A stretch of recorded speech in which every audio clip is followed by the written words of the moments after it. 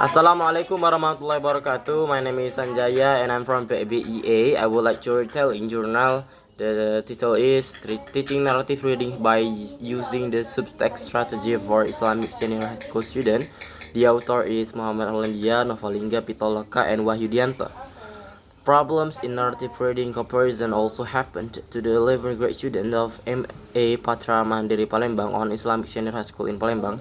Based on the informal interview with the teacher of English and the 11th grade student, there were many problems the student faced in learning reading. The problems were: 1. The student had lack of motivation in reading English text. 2.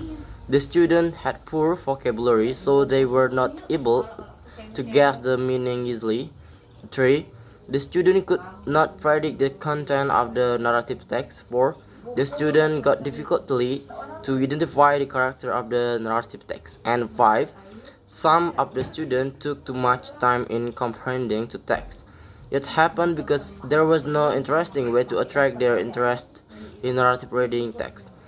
Therefore, the student felt bored in reading narrative text and lazy comprehending narrative text. Besides, the average score of student comparison in narrative reading text was lower than report and analytical exposition text. The study was designed to know whether or not there was significant improvement of the 11th grade students' narrative reading comparison achievement who are taught by using subtext strategy, and to know whether or not there were significant difference of the 11th grade student narrative reading comparison achievement between those who were taught by using subtext strategy and those who were not. This research was conducted at Madrasah Aliyah Patra Mandiri Palembang.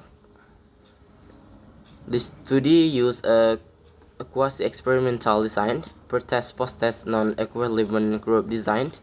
There were two groups, experimental and control group, which was given the same pre-test and post-test.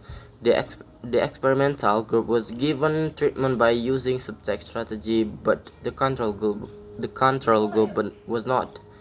The data analysis technique used was qualitative. In this study, we used reading comparison test in the form of multiple choice to collect the data. The test items in the pre-test were the same as those of post-test because the purpose of giving them was to know the progress of student reading comparison score before and after treatments. Per-test was given before the treatment. The purpose of giving per-test to the student was to know the student English reading comparison score before implementing subtext strategy. Meanwhile, per-test was given after the treatment. The post-test was administered to know the student English reading comparison score after implementing subtext strategy. The result of this test was compared to the result of per-test in order to measure the student progress taught by using subtext strategies. Okay, I think that's enough. Thank you. Assalamualaikum warahmatullahi wabarakatuh.